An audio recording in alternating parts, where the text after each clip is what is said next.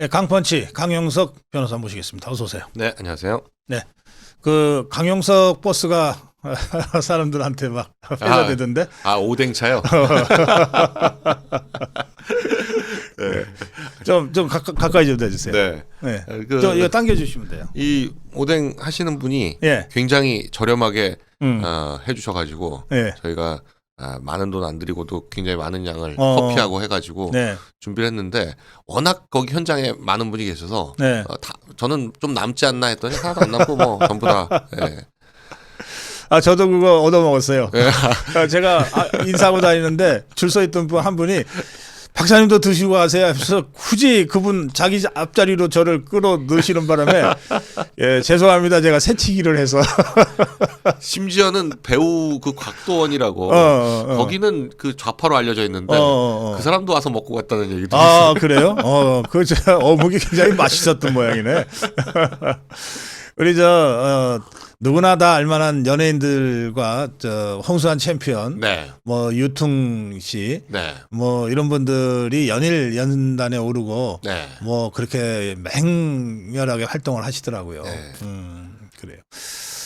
이 확실히 그 지지율이 계속 회복되고 올라가고 있다는 게 느껴지는 게 이 한남동에 모이는 인파도 점점 늘어나고 예. 또 그리고 이 우파 선언을 하는 연예인들이 계속 생기고 있지 않습니까? 네.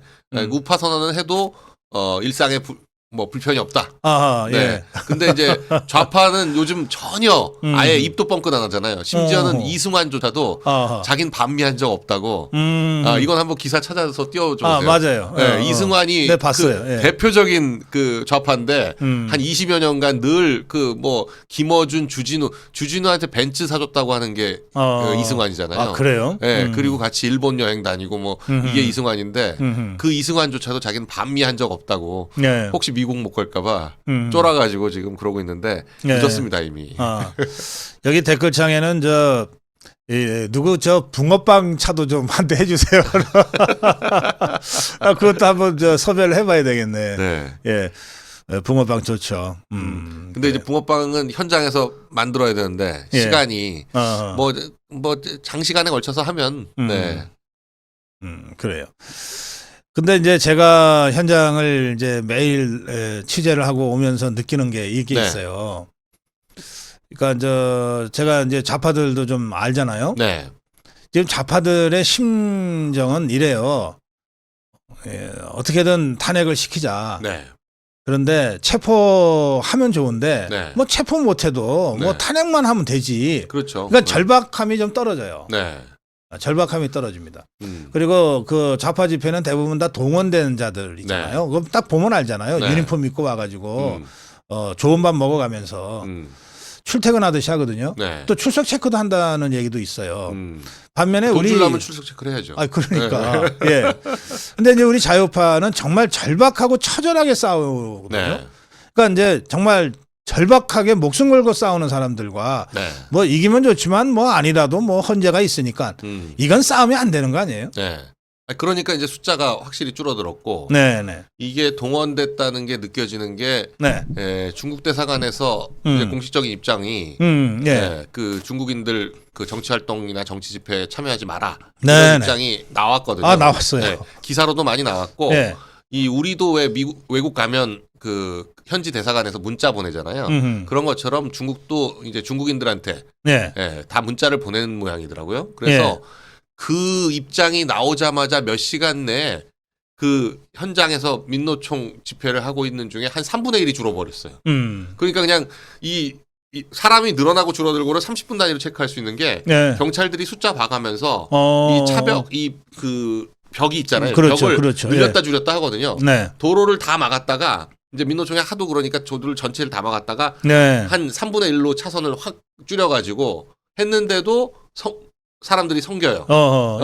그 문자 나왔다고 그 기사 나온다 문자 나왔다는 얘기 듣자마자 그렇게 된 거 보니까 진짜 중국 사람이 많이 껴있기는 했던 모양이더라고요.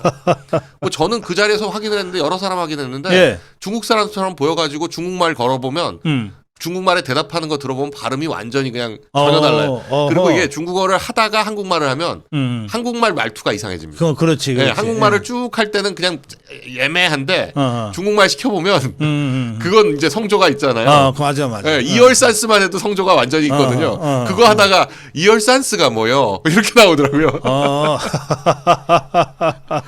그래서 그 중국 사람이다 싶으면 중국말로 니시 중거는 이렇게 물어보세요. 그래요. 니시 중거로는 조금 우리가 발음하기 좀 어렵고 니하오마가 제일 쉬워. 니하오마.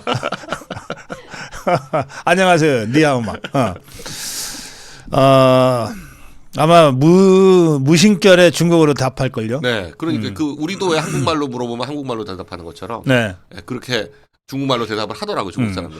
그리고 보면 예. 그 김민전 의원이 그 SNS에 올린 것처럼 네.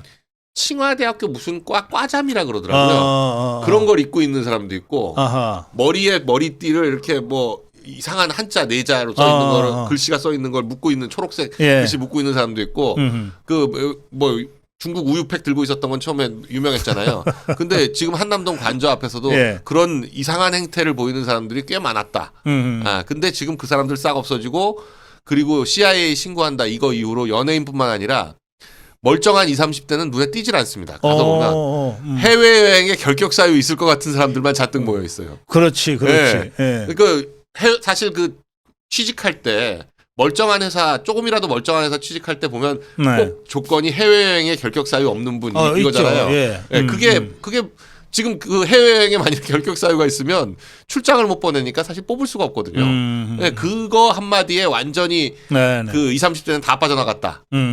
그리고 오히려 뭐 계속 매일 가보셔서 알지만 점점 20, 30대가 늘어나잖아요. 늘어나고 우리 쪽. 있어요. 우리 쪽 집회에 20, 30대가 굉장히 많이 늘어나고 또 20, 30대들이 참여를 하니까 훨씬 더 활기차고 새로운 아이디어. 좀 예전에 못 보던 뭐 이를테면 한남초등학교 있는데 카페를 하나 빌려서 밤에는 거기를 이제 쉼터처럼 쓰고 그리고 낮에는 이제 그 20, 30대 분들이 뭐 떡볶이나 오뎅이나 뭐 이런 것들 잔뜩 사다가 거기서 이 제공도 하고 그러니까 그 너무 요즘 추우니까 추위도 피하면서 또 이 점점 이제 많은 분들이 가서 느끼면 나라도 뭔가를 해야 되겠다 이런 느낌이 들거든요. 그럼요. 많은 분들이 뭐 너무 추운 데서 고생을 하시니까 그런 그리고 사실 자발적으로 하여간 이런 일이 벌어지고 있다는 게 우리나라 사람들이 그 모르는 사람들하고는 인사를 거의 안 하잖아요. 그러니까 엘리베이터를 타보면 한 7명이 탔는데 아무 말 없잖아요. 한 1분, 2분 가까이. 근데 같은 아파트 같은 동에서도 그렇죠. 미국 사람들이나 서양 사람들은 뭐 모르는 사람인데 타면은 그래도 그냥 굿모닝 하고 헬로우 하고 이렇게 웃잖아요. 이제 그런 문화가 있었는데 이게 그 한남동 집회 현장이나 광화문을 가면 다 모르는 사람들일 거 아니에요. 근데 그렇게 인사를 많이 하고 그렇게 얼굴들이 밝아요. 그걸 보면 현장에 가는 것만으로 이게 동지애가 생기나 봐요. 그 현장에서 이재명 구속이 이걸 하나 서로 보면 서로 웃음이 나오고 활기를 찾고 그 현장만 가면 하여간 그 용기를 얻는데 이 언론만 기사만 보면 기분이 다운되거든요. 이게 저도 그러니까 많은 분들이 그러실 것 같은데 그러니까 좀 기분이 다운된다 싶으면 한남동 앞에 가거나 광화문 집회 한번 나가시면 굉장히 이 뭐랄까 활력이 넘친다. 그리고 유튜브 보시면 돼요. 유튜브를 보시고 기존 언론을 딱 끊어버리시면 됩니다. 그 우리 강현수 변호사도 예전에 이제 선거도 치르고 했잖아요. 그 저는 선거 때마다 이제 후보 사무실을 직접 찾아가서 인터뷰하고 그러는데 가서 보시면 느끼시죠. 사무실에 들어가는 순간 이건 이기는 사무실. 이게 딱 느껴지거든요. 딱 느껴지죠. 그러니까 집회도 같아요. 이기는 집회 갈 때 하고 지더라도 어쩔 수 없이 해야 된다라고 하는 집회가 있어요. 그거 완전히 다르거든요. 지금 우리 자유파 집회는 딱 가면 우리가 이겼네. 이게 딱 느껴진다니까요. 우리가 이겼다는 게 느껴지죠. 그러니까 이긴다가 아니라 이제는 다들 그냥 이겼다라고 얘기하는 이유가 뭐 이겼다라고 하면서 이제 계속 이길 거를 땡겨오는 그런 효과도 있고 또 그리고 실제로 거기 가서 보시면 국민들의 그 심정을 그냥 그대로 느낄 수가 있기 때문에 예. 이런 각오와 이런 결이라면 충분히 우리가 승리할 수 있다. 이걸 다들 느끼십니다. 그러니까 아무리 네. 그 기성 언론, 레거시 미디어나 좌파 언론들이 외면을 하고 일부러 뭉개고 그래도 그러니까 제가 계속 비교해서 보는데 예. 이제는 집회 얘기를 안 할 수가 없으니까 다루는데 꼭 찬반 집회라고 하면서 반대쪽은 몇십 명, 찬성 쪽, 그러니까 그 반대쪽은 숫자를 안 쓰고 찬성 쪽은 이제 숫자를 쓰긴 써야 되니까 몇십 명, 몇십 명, 뭐 이렇게. 네. 근데 이쪽은 지금 뭐 몇만 명이고 저쪽은 몇십 명이니까 그렇죠. 너무 차이가 나죠. 근데 이번에는 8년 전과 다른 게 외신들이 좀 비교적 일찍 현장에 네. 나왔어요. 네. 그게 좀 큰 것 같아요. 외신들이 지금 일본 언론이 제일 공정하다는 거예요. 그리고 그 미국에서 사실은 이제 한국 정치를 제일 관심 있게 보고 또 영향을 제일 많이 미칠 수 있는 게 미국이잖아요. 네.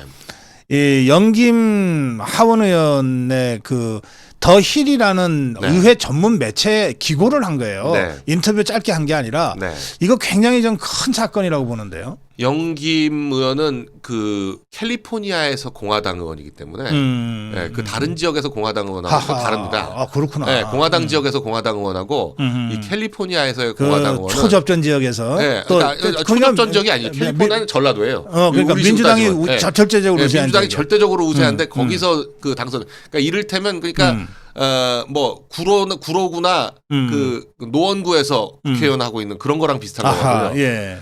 그런 대표적인 의원이 영김 의원하고 미셸 박스틸이었는데 아하. 미셸 박스틸은 이번에 그 우편 투표 때문에 막판에 몇백 표 차이로 떨어졌습니다. 네. 그랬더니 그 트럼프가 미셸 박스틸 의원을 지금 우리 대사, 네, 한국 대사로 지금 주한미 대사 지금 지명하려고 하고 있다는 거거든요. 네. 그게 굉장히 지금 뭐 거의 지명되는 게 확실한 그런 상황인 것 같은데 네.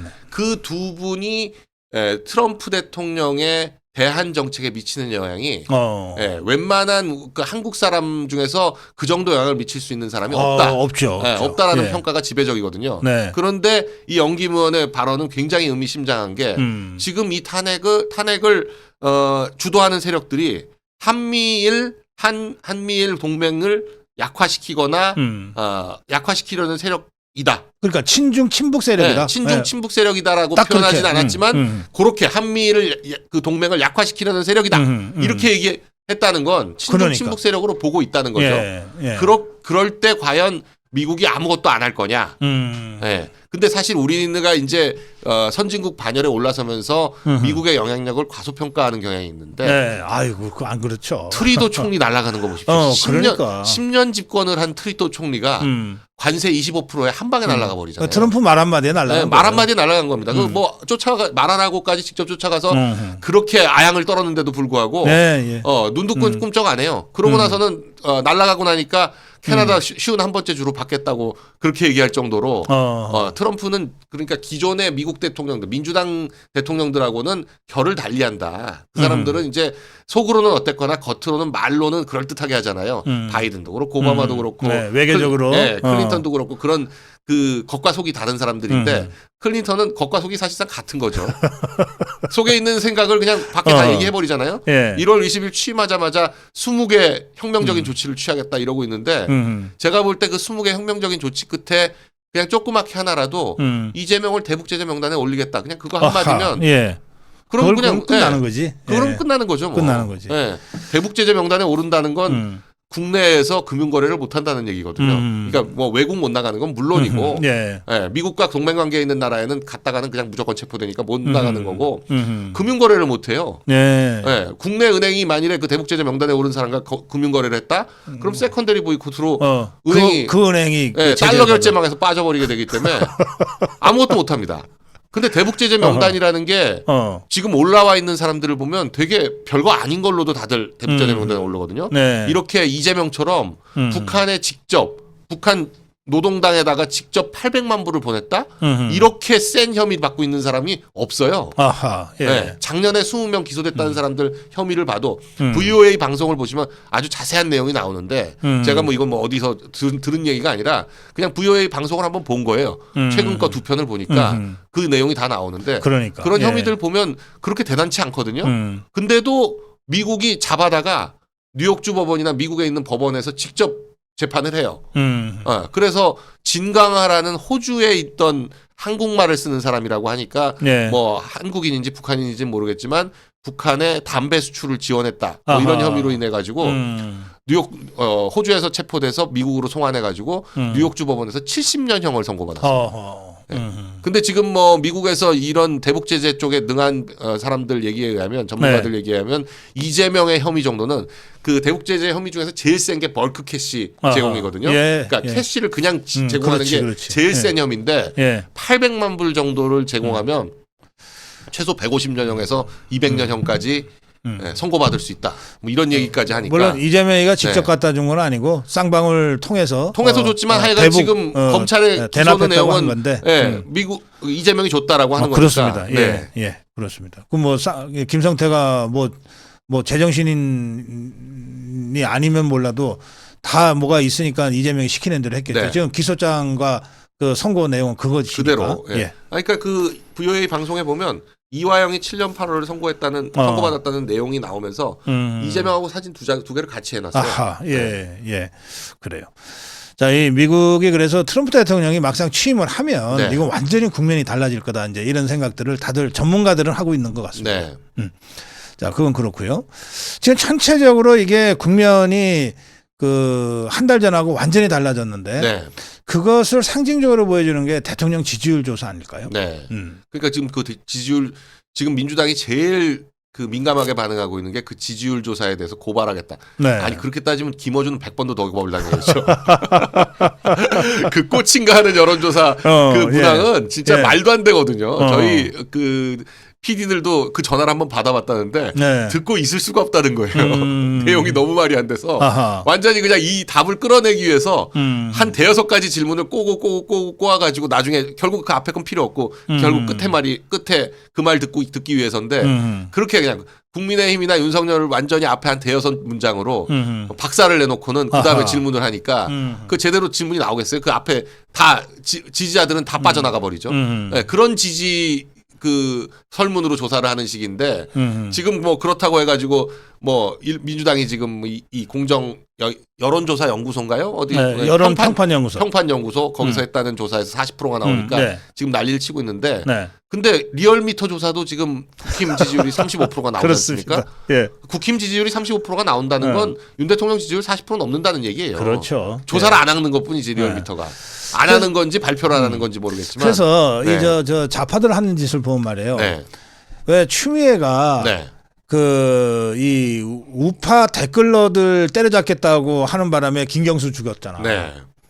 그러니까 이번에 그 한국 여론평판연구소 주의했다고 나서는 바람에 이 꽃이 지금 죽게 생겼어. 아니 그러니까. 제가 보면 이제 저 종북 수사파들이 더불어민주당 저것들이 거의 제정신이 아닌 것 같아요. 지금 뭐 저게 제정신이 아닌 이유가 뭐 다들 아시겠지만 이재명이 지금 너무 마음이 급하니까 제정신이 아닐 수밖에 없는데 이재명이 지금 그 2심만 나와도 공직선거법 2심 판결만 나와도 그 상황에서 대선 후보 하겠다 말하기 쉽지 않거든요. 그렇죠. 그럼 이제 대법원에다가 자기와 민주당의 목숨을 맡겨놓고 선거를 하겠다 이 얘기인데 그게 가능하겠습니까? 그러니까 민주당 내에서 지금 비명계나 다른 뭐 우원식 뭐 이런 사람들은 지켜보고 있는 거예요. 이재명 어떻게 하나 한번 보자. 저러다 날아가면 자기들이 나간다. 뭐 이런 생각을 하고 있으니까. 그러니까 이재명이 지금 급한 거지 민주당이 급한 게 아니다. 지금 보면 굉장히 좀 톤이 달라요. 뭐 우원식이라든지 뭐 다른 사람들은 그렇게 센 말이 안 나와요. 다 이재명과 친명계에서 나오는 얘기지. 그렇죠. 그렇죠. 그래서 지금 뭐 이렇게 비교하면 좀 그렇지만 항상 게임을 할 때 뭐 뭘 하든지 간에 상대방이 있는 게임을 할 때는 기계를 상대로 하는 그러니까 이런 거 말고 포커든지 고스톱이든지 뭐든지 할 때 보면 자리에 앉아 있는데 왜 집에 그 와이프 때문에 집에 가야 돼가지고 들썩들썩 엉덩이가 이런 사람하고 하면 그냥 100% 잃잖아요. 그 사람이. 그냥 100% 잃어요. 느긋하게 판돈 많이 가지고 해야 그래야지 이길까 말까 한 건데, 막 판돈도 얼마 없는데, 쫓겨가지고, 시간에 쫓겨서, 10시까지 집에 가야 돼. 안 그러면 큰일 나. 이러면서 하면 절대 못 이깁니다. 절대 못 이기지. 저기 펜앤마이크 조사가 나왔는지 확인 좀 해주세요. 자, 그리고요.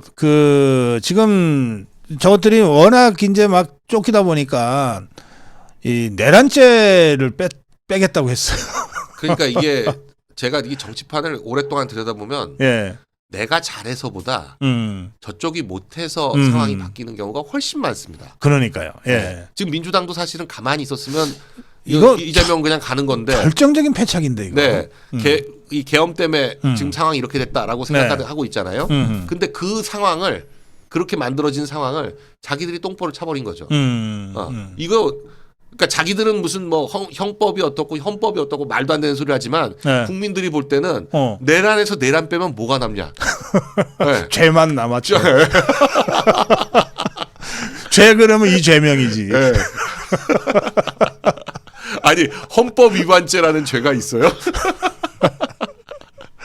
그러니까 내란죄가 성립해야 헌법 위반이 되는 건데 예. 그냥 헌법 위반 그냥 두루뭉실해 가지고 헌법 위반으로 하겠다는 건데 그게 그렇게 하려면 그러니까 그 헌법 위반이라도 구성하려면 어찌 됐거나 당일 상황을 정리를 해야 됩니다. 예. 당일 상황을 정리하고 당일 상황에서 뭐가 어떻게 됐고 이게 증거에 의해서 입증이 돼야 돼요. 그러니까 내란죄 뺀다고 해가지고 아주 엄격하게 입증해야 될 필요까지는 없지만 입증을 해야 되는데 예, 그게 그렇게 말처럼 쉽지 않다. 그렇죠. 예. 예. 그러니까 지금 민주당이 생각하고 있는 거는 지금 특검은 지금 시간이 너무 많이 걸리고 될지 안 될지도 모르니까 할 수 있는 방법이 이제 국회에서 내란조사 특위를 해가지고 그 특위에서 나온 증인들의 증언을 가져다가 이제 헌재에다 갖다 주겠다. 이런 식으로 지금 생각하고 있는 것 같아요. 내란조사 네. 특위에다가 증인들 뭐 100몇십 명 지금 신청하고 뭐 이렇게 하는 게 근데 이제 그걸 과연 헌재가 그런 조사 내용을 증거로 쓸 수 있느냐 없느냐 또 이런 문제가 나오고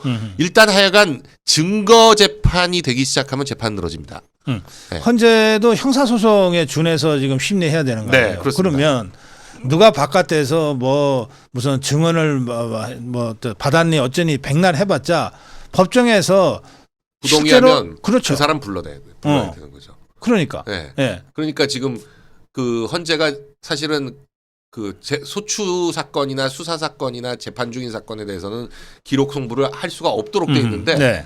이 법조항을 위반해 가지고 지금 검찰 경찰 그 공수처에다가 기록을 달라고 요구를 하고 있단 말이에요. 그것도 네. 지금 많이 지적이 되고 있는데 네. 하여간 이런 그 법적으로 절차를 제대로 안 지키는 문제를 꼼꼼히 따져야 됩니다. 꼼꼼히. 네, 박근혜 대통령 때는 박 대통령 스스로가 이 탄핵 재판이건 형사 재판이건 그냥 손을 놨기 때문에 네. 그냥 일사천리로 흘러갔거든요. 이제는 그래서는 안 된다. 네. 그 재판 변호인단이 뭐 경험 있는 변호인단들이 많이 붙었으니까 제대로 해야 된다 이렇게 지금 보고 있습니다. 예. 자, 뭐가 나왔나요? 예, 펜앤마이크 여론조사가 어제자로 나왔네요. 네. 어제자로 나왔는데 어제 조사한 건가요? 예, 요거 보시면 국민의힘하고 민주당이 지지율이 똑같이 나왔어요. 네. 자, 이게 그러니까 이 숫자 자체보다 네. 추세 또 그리고 항상 그렇지만 이제 오차율, 오차 범위 뭐 이런 거를 감안해야 되는데 이 국민의힘의 이 추세를 봤을 때 지금 뭐 사실상 팽팽하다. 네. 이렇게 말씀드릴 수 있겠네요. 이거 몇 퍼센트 차이 나는 결과들은 있었는데 이렇게 0.7 안으로 들어온 거는 또 똑같은 거죠. 뭐. 네. 그리고 이것도 똑같이 나왔어요.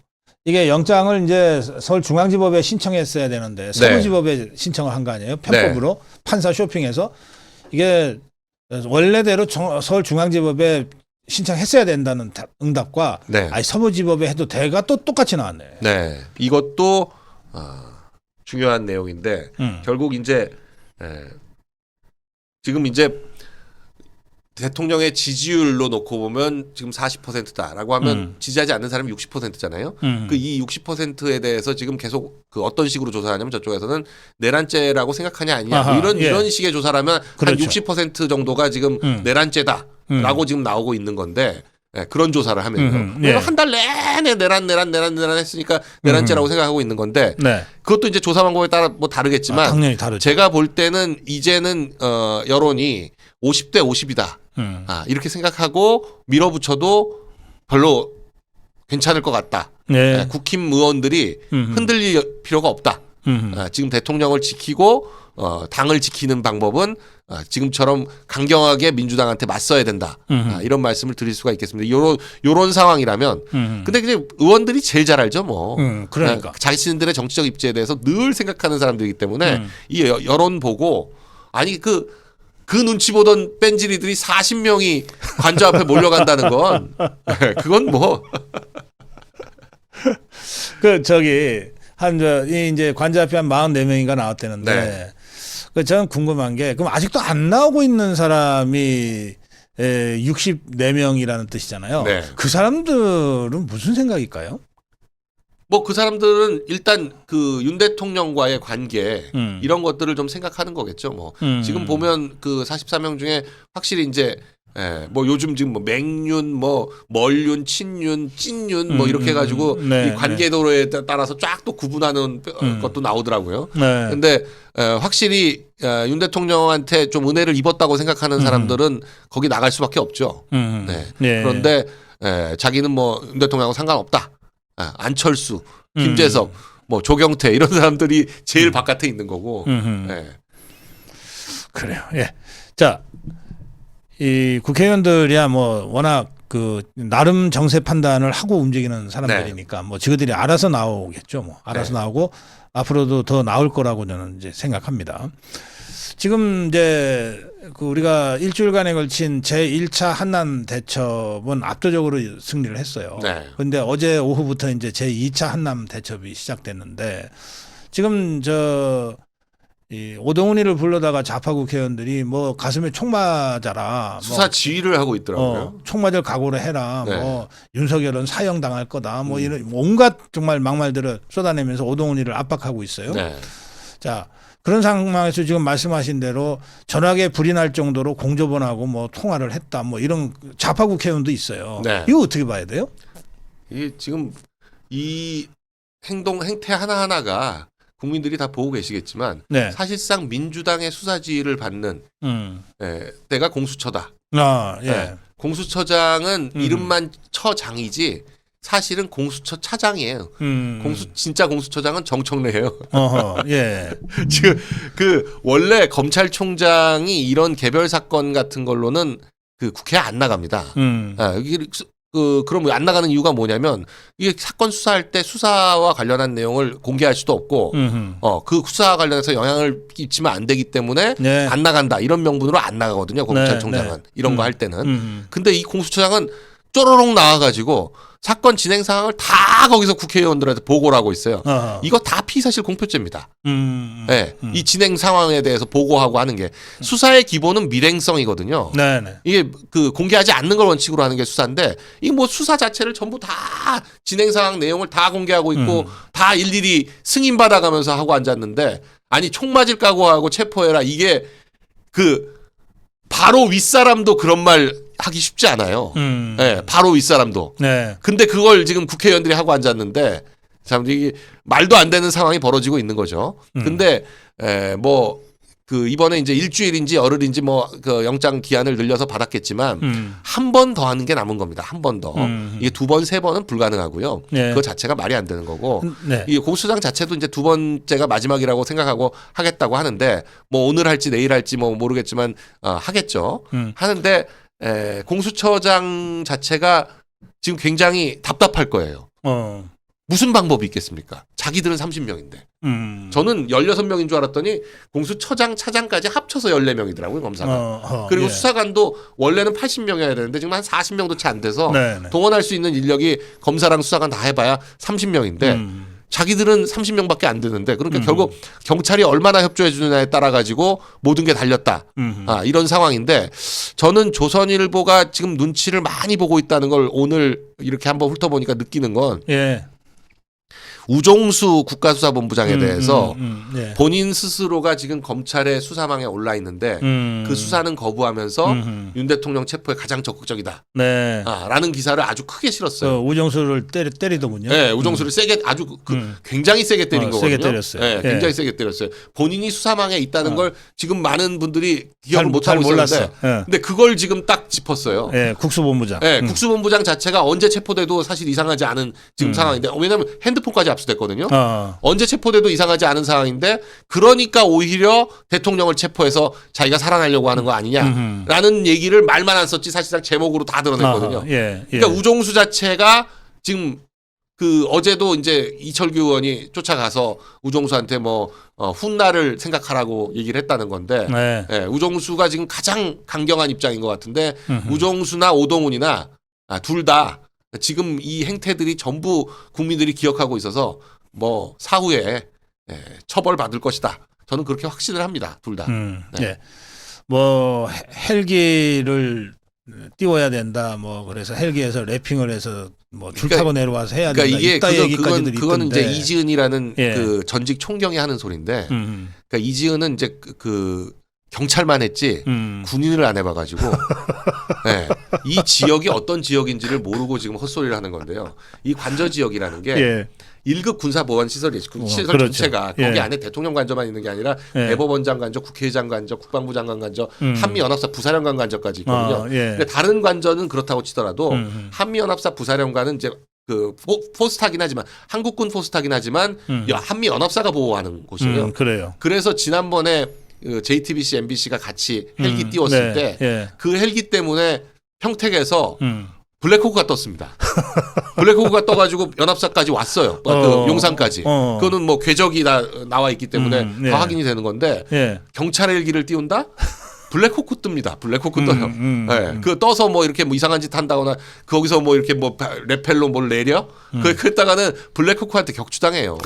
이게 상식이 없는 소리를 하고 있고 아니 그리고 또 뭐 그 지금 경찰의 지금 직장협의회라고 직협 거기가 지금 굉장히 이제 좌파에 물들은 단체다. 뭐 민노총과 직접 연결이 된다. 뭐 별 얘기가 다 있는 곳인데 그 직장협의회 지금 현재 협의회장은 권영환이라고 지금 의령경찰서에 무슨 파출소장을 하고 있다 그러더라고요. 근데 전 직장협의회장이 민광기라는 사람인데 그자가 좌파야.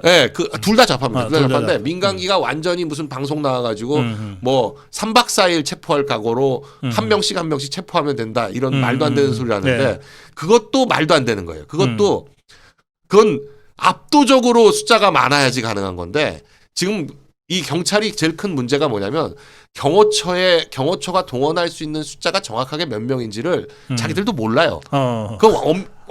그 1급 비밀 사항이기 때문에 비밀이야. 경호처가 도대체 몇 명으로 구성되어 있는지는 아무도 모르는 겁니다. 근데 그럼 경찰을 도대체 몇 명을 동원하겠다는 건지 그러니까 이 상식에 반하는 소리들을 그냥 그러니까 정청래가 대통령 사형당할 거다라고 하는 거랑 비슷한 얘기다 생각하시면 됩니다. 그게 무슨 뭐 엄청난 계획이 아니고요. 당연하죠. 자, 시간이 다 됐습니다. 마무리 한 말씀 해주세요. 저는 이 우리 자유우파 국민들이 흔들리지 않고 대통령을 지키겠다라고 하면 우리가 반드시 지킬 수 있다고 생각을 합니다. 그리고 헌법재판소가 지금 뭐 좌파에 물들었다 우려를 많이 하시지만 그 여론이 받쳐주는 한 절대 일방적으로 인용하거나 하는 일은 있을 수 없다. 그리고 이 여론이 팽팽한 상황에서는 절대 결정을 내릴 수가 없습니다. 헌재라는 곳이 바보가 아니기 때문에 여론이 일방적으로 기울어야지 빨리 인용하거나 빨리 기각하거나 하는 건데 그렇지 않은 상태에서는 재판이 늘어질 수밖에 없다. 재판이라는 거는 판사들이 뭐 원래 5조지 6조지 이런 말이 있거든요. 경찰은 그래요. 뭐 조지고 하는데 판사들이 제일 잘하는 게 미루는 거예요. 골치 아프면 미루거든요. 그렇지. 휴가 간다고 미루고, 인사 있다고 미루고. 뭐 미루는 방법은 다양하죠. 뭐 증거가 준비 안 됐다고 미루고, 뭐 증인이 안 나왔다고 미루고, 뭐 미루는 방법은 수도 없이 많기 때문에 제가 볼 때 국민 여러분이 지키겠다고 하시면 지킬 수 있고, 그리고 이재명만 날아가면 민주당도 정신을 차릴 거다. 지금 이재명의 드라이브 때문에 저 누가 봐도 미친 짓들을 계속하고 있는 건데 이재명이 날아가는 순간 이 대한민국이 정상화된다. 그렇게 생각하시고 우리가 대통령을 지켜야 된다. 이런 말씀을 드립니다. 오늘 여기까지 듣겠습니다. 강펀치 강영석 변호사와 함께했습니다. 고맙습니다. 네, 감사합니다.